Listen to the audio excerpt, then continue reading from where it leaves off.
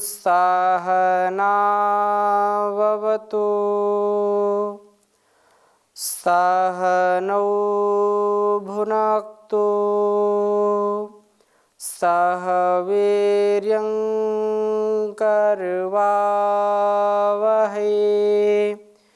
तेजस्विनावधीतमस्तु मा विद्विषावहै। ओम शांति शांति शांति। वैदिक जीवन पद्धति की इस कक्षा में आप सभी का हार्दिक स्वागत है, अभिनंदन है। परमपिता परमेश्वर के द्वारा दिए हुए ज्ञान का हम रसास्वादन कर रहे हैं। कल्याणी वेदवाणी का जो हम सब के लिए उपदेश है उसका श्रवण मनन करना और उसको जीवन में उतारना हम सबका परम कर्तव्य है। जितना जितना यह परम पावन ज्ञान हमारे जीवन में उतरता जाएगा उतना उतना हमारा जीवन सफल और सात्विक दिव्य बनता जाएगा। एक एक पल हम इस परम ज्ञान से आप्लावित होकर के, प्रकाशित होकर के अपने और दूसरों के कल्याण के लिए, आत्म कल्याण, विश्व कल्याण के लिए सदा सर्वदा सर्वत्र उद्यत रहें, उसके लिए अखंड प्रचंड पुरुषार्थ करें। यही हम सबकी कामना होनी चाहिए, यही सद्भावना होनी चाहिए। निरंतर हम ऋग्वेद के मंत्रों का स्वाध्याय कर रहे हैं और बहुत ही सुंदर सुंदर मंत्रों के द्वारा हमने उपदेश ग्रहण किया है, बहुत अनुभवों को हमने इसमें साझा किया है। आज हम ऋग्वेद के प्रथम मंडल के 110वें सूक्त के दूसरे मंत्र को आपके समक्ष रखेंगे। बहुत ही सुंदर मंत्र है, सात्विक भोजन व उदार चरित्रता। ये हमारे जीवन का उत्थान करने वाले हैं, क्योंकि बिना इसके उत्थान संभव नहीं है। व्यक्ति का आहार, विचार, व्यवहार जब तक ठीक नहीं होगा तब तक संसार का कल्याण हो नहीं सकता है। अतः हम सबका यह जो उद्देश्य है, यह पावन जो संकल्पना है, उसको हम आत्मसात करें। बहुत सुंदर मंत्र है, मैं इसको पहले लिखता हूँ, फिर आपके समक्ष इसकी चर्चा करूँगा।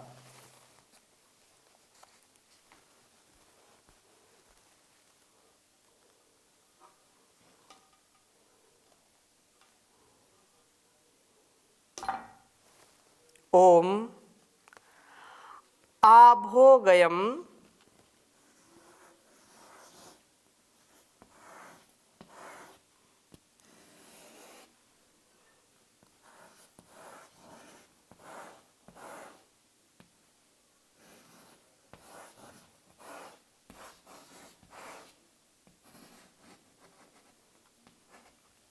आभोगयम प्रयदिच्छन्त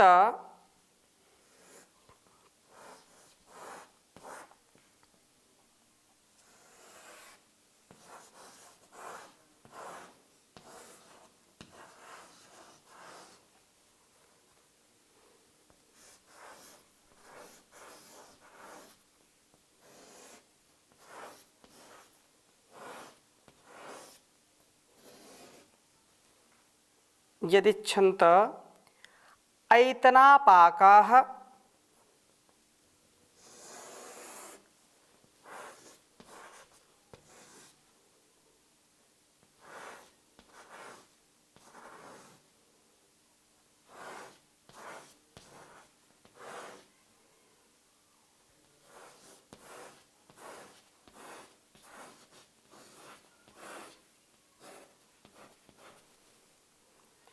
प्रांचो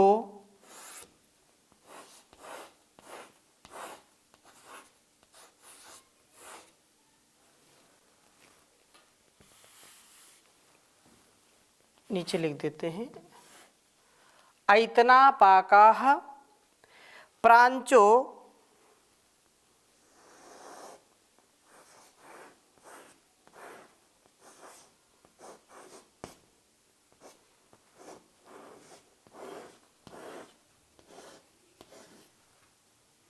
मम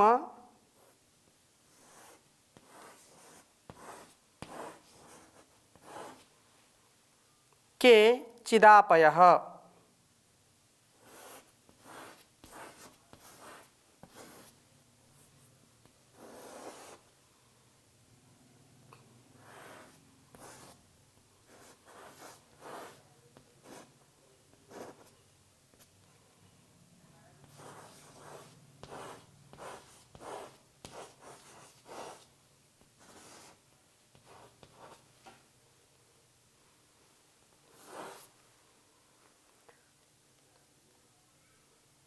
सौधन्वासश्चरितस्य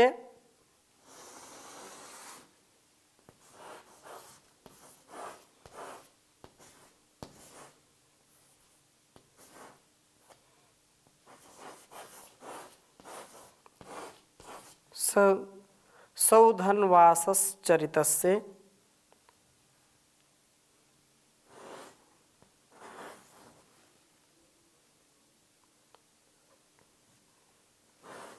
सौधन्वनासश्चरितस्य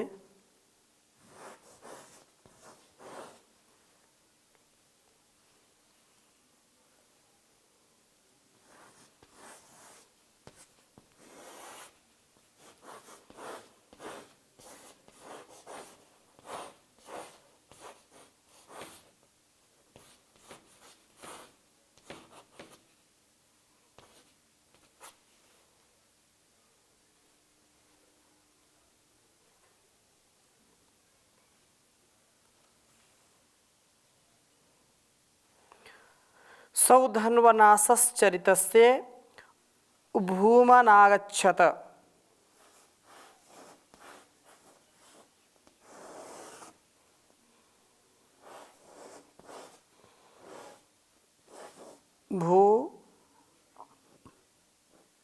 भूम अनागच्छत।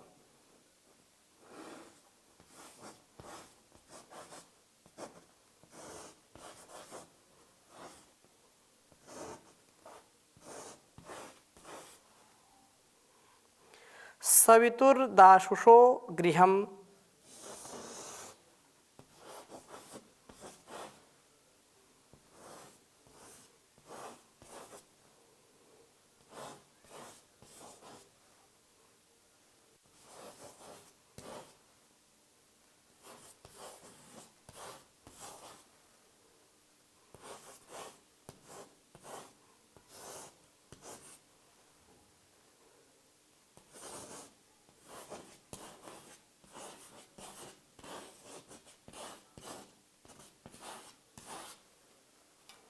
बहुत ही सुंदर मंत्र है।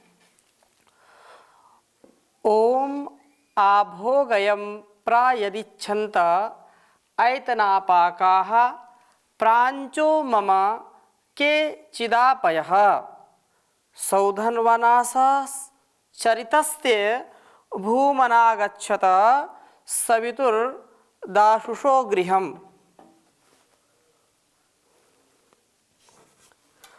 ओम आभोगयं प्रायदिच्छन्त ऐतनापाकाः प्राञ्चो मम केचिदापयः।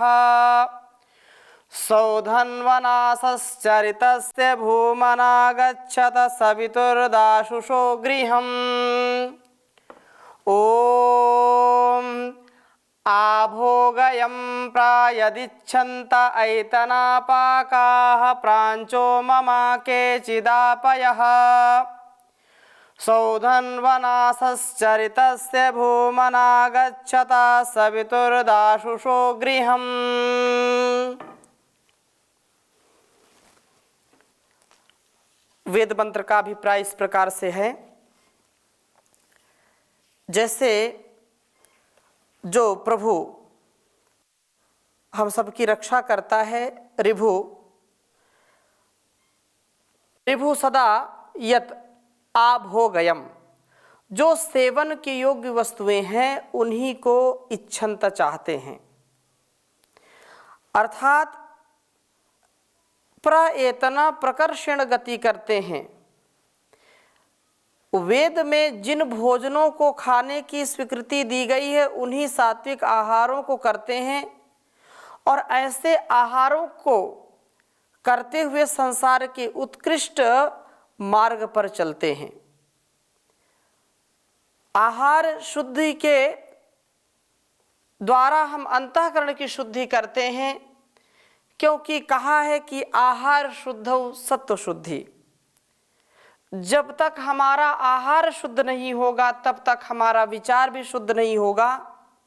इसलिए जो जीवन में उन्नति चाहते हैं, ऋतेन भांति, ऋत से जो दीप्त होने के कारण हम ऋभु बनते हैं, इन दैवीय जो संपत्ति है, इन दैवी संपत्तियों को हम अपने जीवन में उतारते हैं और निष्काम होकर के, निर्द्वंद्व निरहंकार होकर के जीवन को जीते हैं। सत्य का, ऋत का आचरण करते हुए जीवन को जीते हैं, नियम का पालन करते हैं, अनुशासन का पालन करते हैं, संयम मर्यादा का पालन करते हैं, तो हम वास्तव में ऋभु हो जाते हैं। और जब ऋभु हो जाते हैं तो कभी भी वेद के प्रतिकूल कोई कर्म नहीं करते हैं। जब हम अपने जीवन के प्रत्येक मोड़ पर इस बात का ध्यान रखते हैं कि हमको वेदन आचरण ही जीना है, वेदानुकूल आचरण ही करना है, वेद के द्वारा बताए गए विधि और निषेध का, डूज एंड डोंट्स का हमको ध्यान रखना है, उससे एक कदम भी इधर से उधर टस से मस नहीं होना है, तो हमारा जीवन उज्जवल हो जाता है। हम ऐसे ही आहार, ऐसे विचार, ऐसे व्यवहार को ही स्वीकार करते हैं और उसी व्यवहार को आचरण में उतारते हैं, उसी व्यवहार को करते हैं जो वेद का उपदेश है। इससे भिन्न आचरण नहीं करते हैं। इसलिए आहार की शुद्धि से अंतःकरण की शुद्धि प्राप्त करके, अंतःकरण शुद्ध होकर के इनका जीवन पवित्र ही बना रहता है। और वेद में भी इस बात को कहा, माँ हिंसिष्टम पितरम मातरम च, कि हिंसा से लभ्य मांस भोजन आदि का निषेध किया गया है। किसी भी प्रकार से हिंसा करके पेट भरना ये पाप को आमंत्रण देना है, पाप से युक्त जीवन को जीना है। इसलिए हम पाप से युक्त भोजन ना करें, किसी की हिंसा करके भोजन ना करें, किसी के प्राण को लेकर के हम यदि अपना पेट भरते हैं तो ये बहुत बड़ा अभिशाप है। यह मनुष्यता नहीं, ये पशुता होगी, क्योंकि परमात्मा ने हम सब के खाने के लिए अनेक प्रकार के वनस्पतियों के द्वारा फल फूल मेवा मिष्ठान जो कुछ भी सुंदर सुंदर चीज़ें बनाई हैं उनको हम खा करके जीवन का उचित, यदि हम गलत संगति में फंस करके गलत आहार गलत विचार को आत्मसात करते हैं तो ये हमारे लिए बहुत ही निंदनीय होगा। हमारे जीवन को और इस जगत को हम कभी भी दुख से बचा नहीं पाएंगे। इसलिए प्रभु की इच्छा, प्रभु की जो आज्ञा है उसको हम अपने जीवन में उतार करके सच्चा जीवन जिएं और ऐसा जीवन जिएं जिससे हमारा एक भी कोई कार्य हिंसा से युक्त न हो, हिंसा से रहित होना चाहिए। यदि हम पशु पक्षियों की बात करते हैं तो उन्होंने भी ऋत नियम का पालन किया है। परमात्मा ने जैसी व्यवस्था में उनको डाला है, जैसी व्यवस्था में उनको रख दिया है, शाकाहार लेने वाला पशु है वह चाहे भूख से मर जाए, कभी भी मांसाहार का सेवन नहीं करता है। इसी प्रकार से जो मांसाहार का शेर, चीते आदि जो हिंसक पशु हैं वो भूख से मर जाएंगे, लेकिन कभी भी घास फूस नहीं खाएंगे, फल फूल खा करके अपने पेट को नहीं भरेंगे। ये एक नियम बना दिया है उस परमात्मा ने, और उस नियम का पालन वो सभी करते हैं। अतः यह मनुष्यता इसी में है हमारी, कि जो ईश्वर का नियम हम सब के लिए बनाया हुआ है, ईश्वर का जो विधान है, संविधान हम सब के लिए, उसको भी हम जीवन में उतारें और इसी से दुनिया का कल्याण करें। क्योंकि यदि ऐसा नहीं करते हैं तो हमारे लिए यह बहुत ही दुखदाई होगा, हम हिंसा से बच नहीं पाएंगे।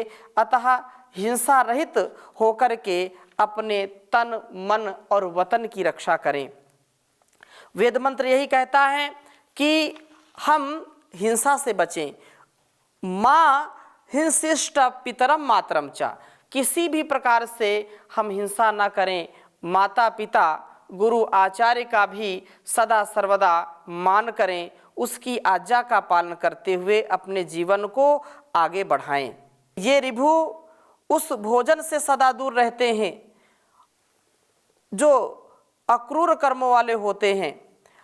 अपाकाह अपक्तव्यम प्रज्ञा वाले, अर्थात जिनके विचार परिपक्व हो चुके हैं, परिपक्वतव्य नहीं है, अर्थात वह एक ऊर्जा के साथ अपने जीवन को जीते हैं, तो वह निसंदेह सुंदरतम जीवन जी करके प्रज्ञापूर्वक, मेधापूर्वक और हर प्रकार से उन्नति करते हुए आगे बढ़ते हैं। विचारों की परिपक्वता जब पूरी हो जाती है, अपरिपक्वता से हम ऊपर उठ जाते हैं, तो हमारा आहार विचार व्यवहार ठीक होता है।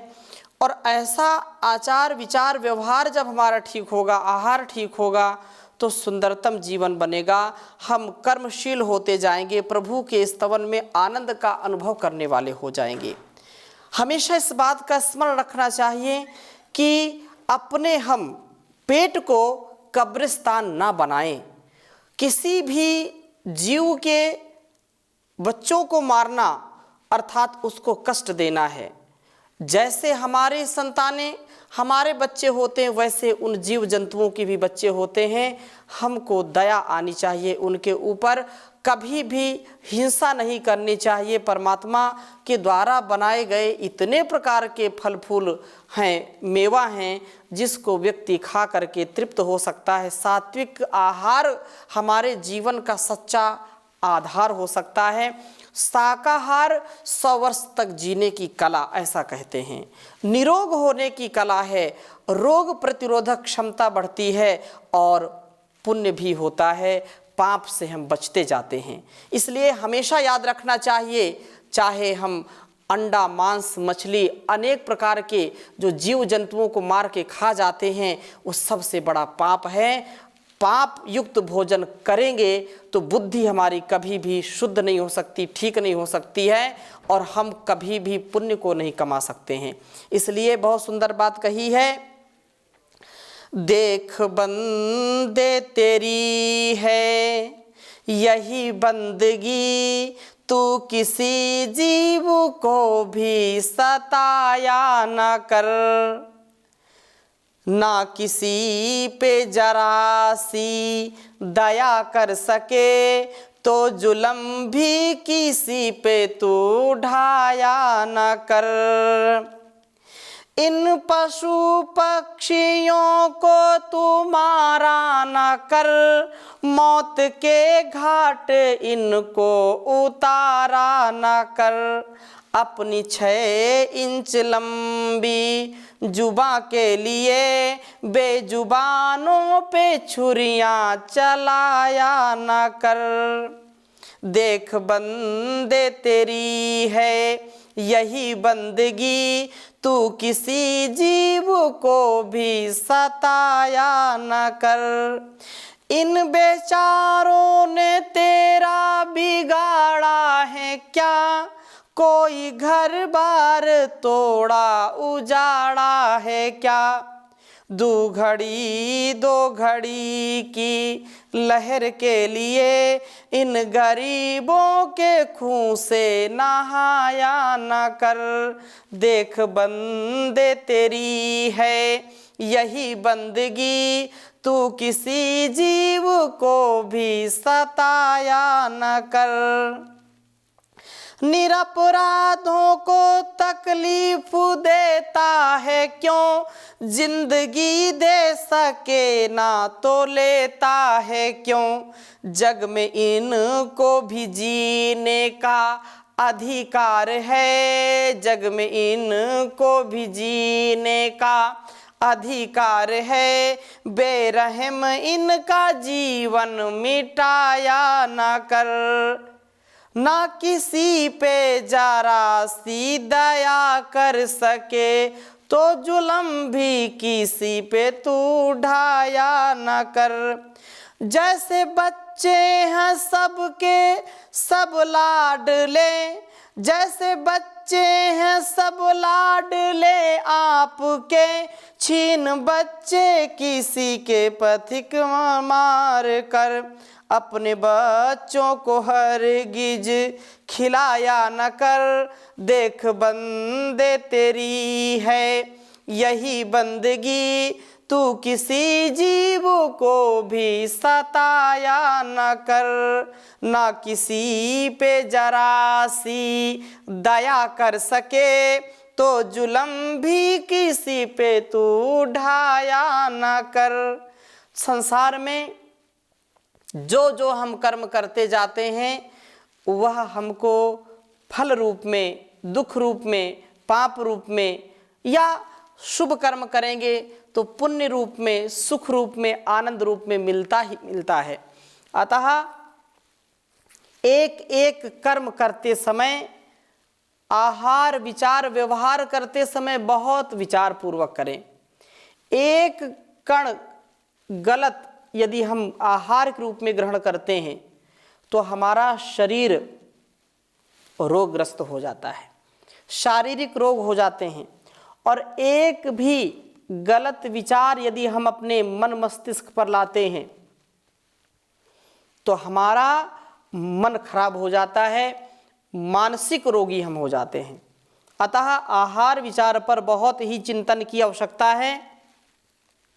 हिंसा से बचें। और अगली बात क्या कही है, केचित कुछ लोग मम आपयः, मेरे मित्र हैं। अपरिपक्व विचारों वाले व्यक्तियों के संग में हम भी अस्थिरमति हो जाते हैं। अपरिपक्व लोगों के संग में रहेंगे तो उनका रंग हमारे ऊपर चढ़ेगा और हमसे भी वो त्रुटियां हो जाती हैं। अतः हम जो प्रगतिशील मित्र हैं तो प्रगतिशील मित्रों के संग में हम भी आगे बढ़ते हैं। यहाँ केचित शब्द भी अति उत्तम संकेत करता है। मित्रों की संख्या बहुत अधिक हो जाने पर उन सब के साथ ठीक व्यवहार बहुत अधिक समय की अपेक्षा करता है। उतना समय निकाल सकना बहुत कठिन हो जाता है। अतः यह ठीक ही है कि मित्रों की संख्या बहुत अधिक नहीं होनी चाहिए। सौधन वनासः उत्तम धनुष वाले, प्रणवो धनु, प्रणव ओम को धनुष बनाने वाले अर्थात प्रणव रूप धनुष से आत्मा रूप शर के द्वारा ब्रह्म रूप लक्ष्य का हम वेधन करने वाले हों। और तुम चरितस्य भूमना, उत्तम चरित्र अर्थात चरित्र को विशालता से, उदार चरित्रता से उस सवितुः संपूर्ण ब्रह्मांड को जन्म देने वाले, संपूर्ण ब्रह्मांड का निर्माण करने वाले उस परमात्मा के, उस प्रभु के, उस ऋभु प्रणव को अपना धनुष बनाते हैं। तस्य वाचकः प्रणवः तज्जपस्तदर्थ भावनम। तो गृहम गृह को आगच्छत आओ, उदार चरित्रता से सवितु संपूर्ण ब्रह्मांड को जन्म देने वाले दासुषा सब आवश्यक पदार्थों को देने वाले प्रभु के गृह को घर को आगच्छत आओ। प्रभु जो रिभु प्रणव को अपना धनुष बनाते हैं, तस्से वाचका प्रणवा तज्जपस तदर्थ भावनम की जो बात कही है ऋषि ने, उसको आत्मसात करते हुए उस प्रभु का चिंतन मनन करते हुए अपने कर्मों को सदा आगे हम बढ़ाते रहें। रिभु उपभोग के योग्य आहारों का ही हम सेवन करें। परिपक्व विचारों वाले हों, प्रगतिशील कुछ मित्रों का चुनाव करते हैं, प्रणव का जप करते हैं, अपने चरित्र को उदार बनाते हैं। इस प्रकार से ये प्रभु प्राप्ति के अधिकारी बन जाते हैं। जो इन विषयों पर ध्यान रखते हैं कि हमको उत्तम चरित्र बनाना है, उस प्रभु की जो आज्ञा है उसका पालन करना है, वो कभी पतित नहीं होते हैं, कभी अधोगति को प्राप्त नहीं होते हैं, कभी उनका अपकर्ष नहीं होता है, वो सदा उत्कर्ष उन्नति को प्राप्त होते हैं, सदा उत्थान को प्राप्त होते हैं। तो ऐसी हम अपने जीवन में धारणा बना करके ऐसे विश्वास के साथ आगे बढ़ेंगे। तो आज की कक्षा को इन्हीं शुभ संकल्पों के साथ विराम देते हैं। शेष चर्चा नए मंत्र के साथ अगली कक्षा में करेंगे। ओम शांति शांति शांति।